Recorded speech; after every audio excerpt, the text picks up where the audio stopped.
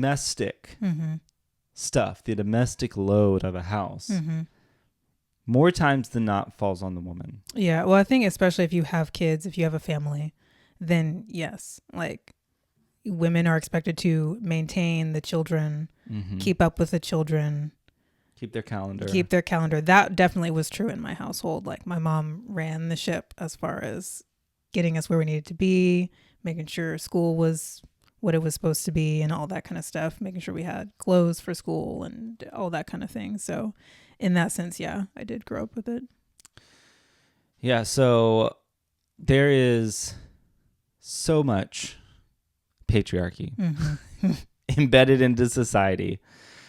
If you don't think there is, the fact that, just look at other nations and the people that lead them and look at the two people running for office here, right? Both old white guys, right? And so like, convince me otherwise that patriarchy in all of its forms, in all of politics, is not alive and well in the United States. Very patriarchal society. Part of the reason, and this is a whole nother conversation for another day, just a little gonna drop a hot take and then move on.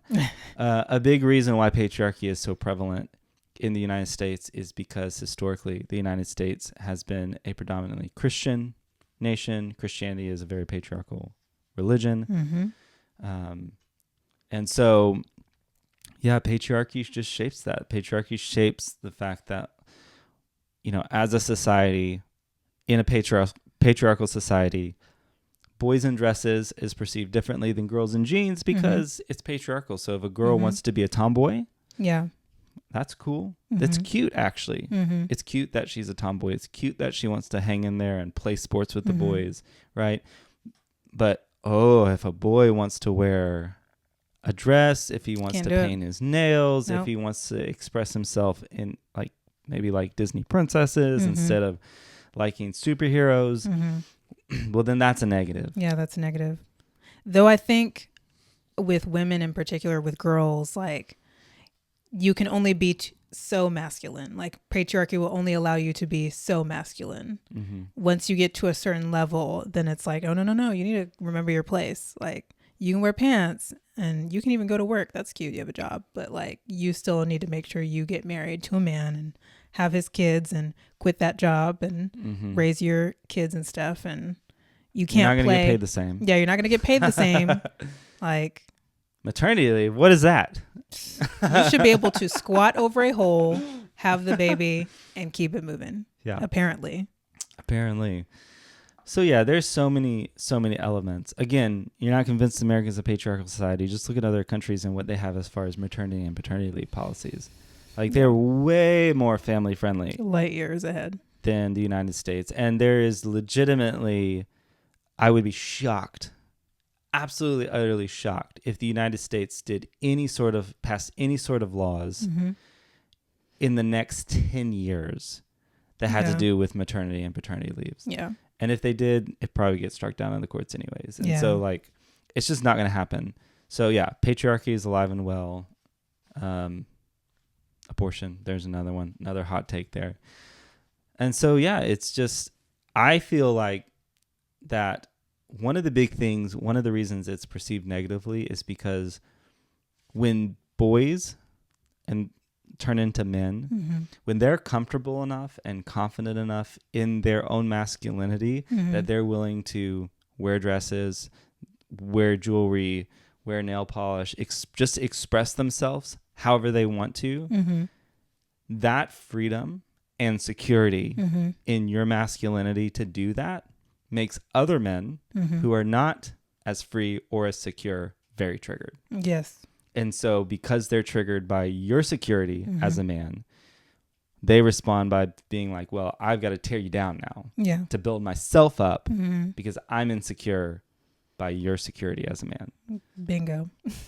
I mean, that's to me why men are triggered that way. Yes. And I would love for any one of those, He-Man woman haters to try to give me a reason otherwise. Why what historical justification do you have for hating men or male people presenting as anything other than what you think they should be as a man. Like, what historical context do you have? Because I have historical context that tells me men wear makeup, men wear jewelry, men wear wigs, men wear tights, men wear robes and dresses even. Like, I mean, I'm pretty sure judges in England still wear wigs. yes, they still wear those like white powdery wigs. wigs when they go to court or whatever. Yeah, so men have historically worn makeup a lot.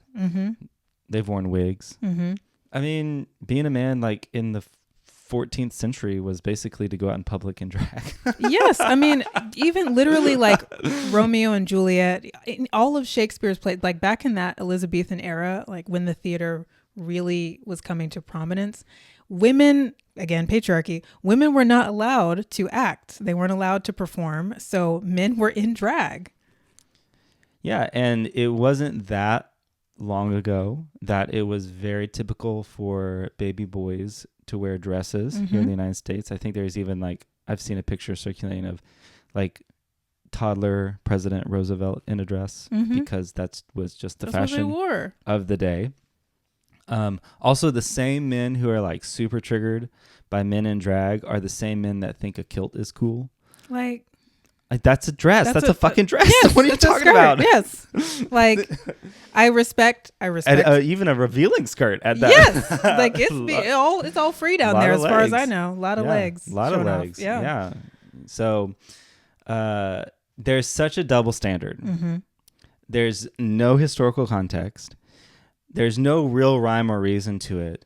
And so you had made this point that the only reason that things like clothes or makeup or nail polish, toys, the only reason those things even get a gender label is because that's a tool of patriarchy to be oppressive to women. Yes, it's just a tool to, you wear a dress so you can remember your place in society.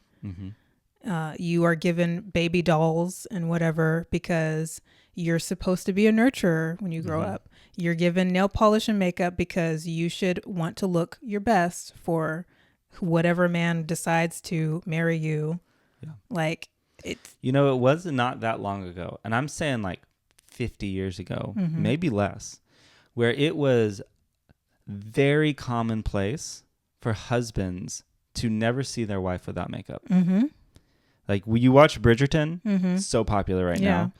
Like that is a timepiece TV show, and in a lot of ways actually very accurately depicts what it was like to be a woman back then, where you had to be presentable at all times. You had to look your best at all times. Okay, well, we think of that as like a really long time ago, but it truly wasn't that long ago. Like my grandparents' generation, I would say a lot of those men never saw their wives without their hair done or their makeup done. It was like the show Marvelous Mrs. Maisel.